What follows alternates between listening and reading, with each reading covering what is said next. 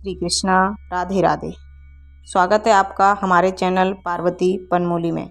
आज हम सुनेंगे नवरात्र के चौथे दिन श्री दुर्गा सप्तमी पाठ का चौथा अध्याय। माँ दुर्गा की स्तुति का सर्वश्रेष्ठ साधन श्री दुर्गा सप्तमी पाठ कहा जाता है। तो आइए सुनते हैं।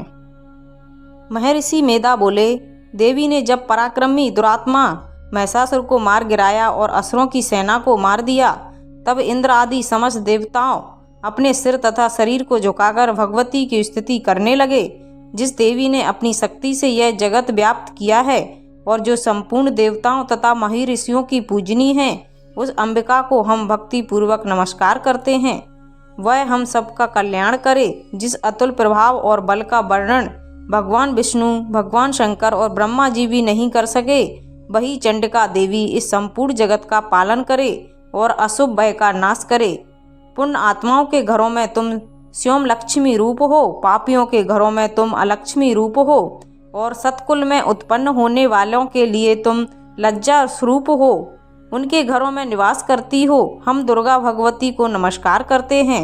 हे देवी, इस विश्व का पालन करो। हे देवी, हम तुम्हारे अचिंत्य रूप का किस प्रकार वर्णन करें। असुरों का नाश करने वाले, भारी पराक्रम तथा समस्त देवताओं और दैत्यों के विषय में जो तुम्हारे पवित्र चरित्र हैं, उनका हम किस प्रकार वर्णन करें। हे देवी, त्रिगुणात्मक होने पर भी तुम संपूर्ण जगत की उत्पत्ति का कारण हो। हे देवी, भगवान विष्णु, भगवान शंकर आदि किसी भी देवता ने तुम्हारा पार नहीं पाया। तुम सबकी आश्रय हो। यह संपूर्ण जगत तुम्हारा ही अंश रूप है, क्योंकि तुम सबकी आदिभूत प्रकृति हो। हे देवी, तुम्हारे जिस नाम के उच्चारण से संपूर्ण यज्ञों में सब देवता तृप्त लाभ प्राप्त करते हैं, वह स्वाहा तुम ही हो।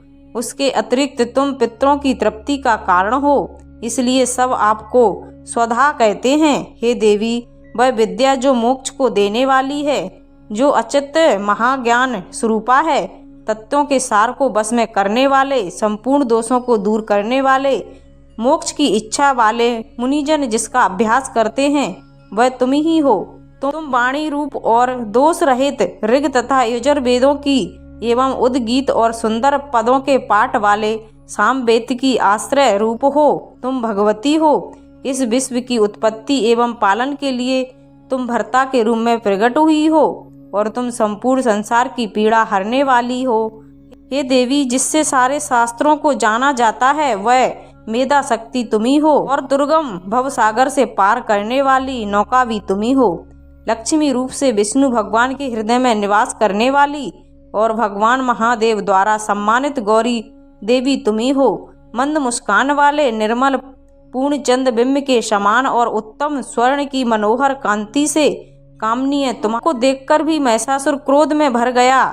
यह बड़े आश्चर्य की बात है। और हे देवी, तुम्हारा यही मुख जब क्रोध से भर गया तो उदय काल के चंद्रमा की भांति लाल हो गया और तनी हुई भौहों के कारण विकराल रूप धारण किया। उसे देखकर भी महिषासुर के शीघ्र प्राण नहीं निकले।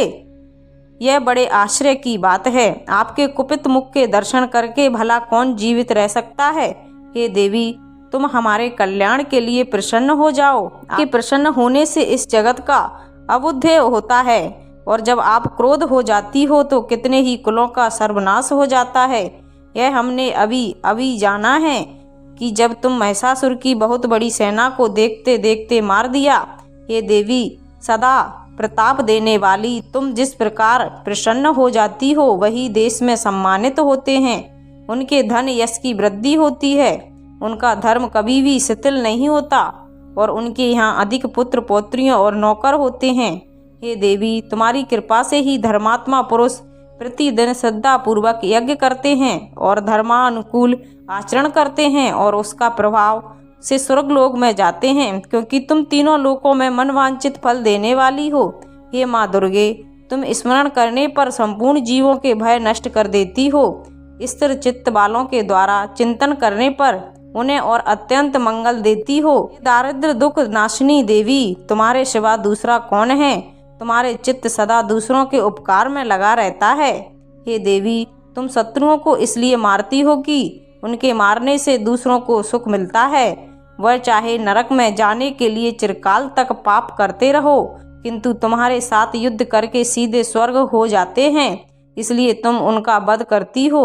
हे देवी, क्या तुम दृष्टिपात मात्र से समस्त असुरों को भस्म नहीं कर सकती? अवश्य ही कर सकती हो, किंतु तुम्हारा शत्रुओं को शस्त्रों के द्वारा मारना इसलिए है कि शस्त्रों के द्वारा मरकर वे स्वर्ग को जाएंगे। इस तरह से हे देवी, उन शत्रुओं के प्रति भी तुम्हारा विचार उत्तम है। हे देवी, तुम्हारे उग्र खड़ग की चमक से और त्रिशूल की नोक की कांति किरणों से असुरों की आंखें फूट नहीं गईं। उसका कारण यह था कि वे किरणों से शोभायमान तुम्हारे चंद्रमा के समान आनंद प्रदान करने वाले सुंदर मुख को देख रहे थे। हे देवी, तुम्हारा शील बुरे वृत्तांत को दूर करने वाला है और सबसे अधिक तुम्हारा रूप है, ना तो कभी चिंतन में आ सकता है और ना ही जिसकी दूसरों से कभी तुलना की जा सकती है। तुम्हारा बल व पराक्रम शत्रुओं का नाश करने वाला है। इस तरह तुमने शत्रुओं पर भी दया प्रकट की है। हे देवी, तुम्हारे बल की किसके साथ बराबरी की जा सकती है तथा शत्रुओं को भय देने वाला इतना सुंदर रूप भी और किसका है? हृदय में कृपा और युद्ध में निष्ठुरता, यह दोनों बातें तीनों लोक में केवल तुम्ही में देखने को मिलती हैं। हे माता, युद्ध भूमि में शत्रुओं को मारकर तुमने उन्हें स्वर्ग लोक में पहुंचाया है। इस तरह तीनों लोकों की तुमने रक्षा की है तथा उन उन्मत्त असुरों से जो हमें भय था उसको भी तुमने दूर किया है। तुमको हमारा नमस्कार है। हे देवी, तुम शूल तथा खड़ग से हमारी रक्षा करो तथा घंटे की ध्वनि और धनुष की डंकार से भी हमारी रक्षा करो। हे चंडिके, आप अपने त्रिशूल को घुमाकर पूर्व, पश्चिम, उत्तर तथा दक्षिण दिशा में हमारी रक्षा करो। तीनों लोकों में जो तुम्हारे सौम्य रूप हैं तथा घोर रूप हैं, उनसे हमारी रक्षा करो तथा इस पृथ्वी की रक्षा करो। हे अंबिके, आपके कर पल्लवों में जो खड़ग, त्रिशूल और गदा आदि शस्त्र शोभा पा रहे हैं, उनसे हमारी रक्षा करो। महर्षि बोले कि इस प्रकार जब सब देवताओं ने जगत माता भगवती की स्तुति की और नंदन वन के पुष्पों तथा गंध अनुलोपों द्वारा उनका पूजन किया और फिर सबने मिलकर जब सुगंधित व दिव्य धूपों द्वारा उनको सुगंधित निवेदन की, तब देवी ने प्रसन्न होकर कहा, हे देवताओं, तुम सब मुझसे मनोवांछित वर मांगो। देवता बोले, हे भगवती, तुमने हमारा सब कुछ कार्य कर दिया, अब हमारे लिए कुछ भी मांगना बाकी नहीं रहा, क्योंकि तुमने हमारे शत्रु महिषासुर को मार डाला है। हे महेश्वरी, तुम इस पर भी यदि हमें कोई वर देना चाहती हो तो बस इतना वर दो कि जब जब हम आपको स्मरण करें तब तब आप हमारी विपत्तियों को हरण करने के लिए हमें दर्शन दिया करो। हे अंबिके, जो कोई भी तुम्हारी स्तुति करे, तुम उनको वित्त, समृद्धि और वैभव देने के साथ ही उनके धन और स्त्री आदि संपत्ति बढ़ावें और सदा हम पर प्रसन्न रहें। महर्षि बोले, हे राजन, देवताओं ने जब जगत के लिए तथा अपने लिए इस प्रकार प्रश्न किया तो बस तथा अस्तु कहकर देवी अंतर्ध्यान हो गईं। हे भूप, जिस प्रकार तीनों लोकों का हित चाहने वाली यह भगवती देवताओं के शरीर से उत्पन्न हुई थी, वह सारा वृत्तांत मैंने तुमसे कह दिया है। और उसके बाद दुष्ट असुरों तथा शुभ निशुभ का वध करने और सब लोकों की रक्षा के लिए जिस प्रकार गौरी देवी की शरीर से उत्पन्न हुई थी, वह सारा वृत्तांत मैं यथावत वर्णन करता हूँ। अब सुनते हैं दुर्गा सप्तमी का अध्याय 5। महर्षि मेधा ने कहा, पूर्व काल में शुभ निशुभ नामक असुरों ने अपने बल के मद से इंद्र, त्रिलोकी का राज्य और यज्ञों के भाग छीन लिए और वह दोनों इसी प्रकार सूर्य, चंद्रमा, धर्मराज और वरुण के अधिकार भी छीनकर स्वयं ही उनका उपयोग करने लगे। वायु और अग्नि का कार्य भी वही करने लगे और इसके बाद उन्होंने जिन देवताओं का राज्य छीना था उनको अपने अपने स्थान से निकाल दिया। इस तरह से अधिकार छिने हुए दैत्यों तथा दैत्यों द्वारा निकाले हुए देवता अपराजित देवी का स्मरण करने लगे कि देवी ने हमको वर दिया था कि मैं तुम्हारी संपूर्ण विपत्तियों को नष्ट करके रक्षा करूंगी। ऐसा विचार कर सब देवता हिमालय पर गए और भगवती विष्णु माया की स्तुति करने लगे। देवताओं ने कहा, देवी को नमस्कार है, शिव को नमस्कार है, प्रकृति और भद्रा को नमस्कार है। हम लोग रौद्र, नित्या और गौरी को नमस्कार करते हैं। ज्योत्सनामयी, चंद्र रूपिणी व सुख रूपा देवी को निरंतर नमस्कार है। शरणागतों का कल्याण करने वाली वृद्धि और सिद्धि रूपा देवी को हम बार बार नमस्कार करते हैं। और नैऋति राजाओं की लक्ष्मी तथा सर्वाणी को नमस्कार है। दुर्गा को दुर्ग स्थलों को पार करने वाली, दुर्ग पारा को सारा सर्वकारिणी ख्याति कृष्ण और धूम्र देवी को सदैव नमस्कार है। अत्यंत सौम्य तथा अत्यंत रुद्रोपा को हम नमस्कार करते हैं, उन्हें हमारा बारंबार प्रणाम है। जगत की आधारभूत कृति देवी को बारंबार नमस्कार करते हैं। जिस देवी को प्राणी मात्र विष्णु माया कहते हैं उसको नमस्कार है, उसको नमस्कार है, उसको नमस्कार है। जो देवी संपूर्ण प्राणियों में चेतना कहलाती हो उसको नमस्कार है, उसको नमस्कार है। जो देवी संपूर्ण प्राणियों में बुद्धि रूप से स्थित है उसको नमस्कार है, उसको नमस्कार है। जो देवी सब प्राणियों में निद्रा रूप से विराजमान है उसको नमस्कार है, उसको नमस्कार है, उसको नमस्कार है। जो देवी संपूर्ण प्राणियों में क्षुधा रूप से विराजमान है उसको नमस्कार है। जो देवी संपूर्ण प्राणियों में छाया रूप से स्थित है उसको नमस्कार है। जो देवी सब प्राणियों में शक्ति रूप में स्थित है उसको नमस्कार है, नमस्कार है, नमस्कार है। जो देवी संपूर्ण प्राणियों में तृषा रूप से स्थित हो उसको नमस्कार है, उसका नमस्कार है। जो देवी सब प्राणियों में शांति रूप से स्थित है उसको नमस्कार है। जो देवी सब प्राणियों में जाति रूप से स्थित है उसको नमस्कार है। जो देवी सब प्राणियों में लज्जा रूप से स्थित है उसको नमस्कार है। देवी संपूर्ण प्राणियों में श्रद्धा रूप से स्थित है उसको नमस्कार है। जो देवी संपूर्ण प्राणियों में कांति रूप में स्थित है उस देवी को नमस्कार है। जो देवी लक्ष्मी रूप में स्थित है उसको नमस्कार है। जो देवी संपूर्ण प्राणियों में वृत्ति रूप से स्थित है उसको नमस्कार है। जो देवी प्राणियों में स्मृति रूप में विराजमान है उसको नमस्कार है। जो देवी सभी प्राणियों में दया रूप में स्थित है उसको नमस्कार है। जो देवी सब प्राणियों में तृष्टि रूप से स्थित है उसको नमस्कार है। जो देवी संपूर्ण प्राणियों में मात्र रूप से स्थित है उसको नमस्कार है। जो देवी संपूर्ण प्राणियों में भ्रांति रूप से स्थित है उसको नमस्कार है। जो देवी संपूर्ण प्राणियों में नित्य व्याप्त रहती हो उसको नमस्कार है। जो देवी चैतन्य रूप से इस संपूर्ण संसार को व्याप्त करके स्थित है उसको नमस्कार है, उसको नमस्कार है। पूर्व काल में देवताओं ने अपने अभीष्ट फल पाने के लिए जिसकी स्तुति की है और देवराज इंद्र ने बहुत दिनों तक जिसका सेवन किया है वह कल्याण की साधना भूता ईश्वरी हमारा कल्याण और मंगल करे तथा सारी विपत्तियों को नष्ट करे। असुरों के सताए हुए हम संपूर्ण देवता उस परमेश्वरी को इस समय नमस्कार करते हैं तथा जो भक्ति पूर्वक स्मरण किए जाने पर तुरंत ही सब विपत्तियों को नष्ट कर देती हैं, वह जगदम्बा इस समय भी हमारा मंगल करके हमारी समस्त विपत्तियों को दूर करे। महर्षि मेधा ने कहा, हे राजन, इस प्रकार जब देवता स्तुति कर रहे थे तो उसी समय माता पार्वती देवी गंगा में स्नान करने के लिए आईं। तब उनके शरीर से प्रकट होकर शिवा देवी बोली, शुभ दैत्य के द्वारा स्वर्ग से निकले हुए और निशुम्भ से हारे हुए यह देवता मेरी स्तुति कर रहे हैं। पार्वती जी के शरीर से अंबिका निकली थी, इसलिए उसको संपूर्ण लोक में कौशिकी कहते हैं। कौशिकी के प्रकट होने के बाद माता पार्वती देवी के शरीर का रंग काला हो गया और वह हिमालय पर रहने वाली कालिका देवी के नाम से प्रसिद्ध हुई। फिर शुभ और निशुभ के दूत चंड मुंड वहां आए और उन्होंने परम मनोहर रूप वाली अंबिका देवी को देखा। फिर वह शुभ के पास जाकर बोले, महाराज, एक अत्यंत सुंदरी स्त्री हिमालय को प्रकाशित कर रही है।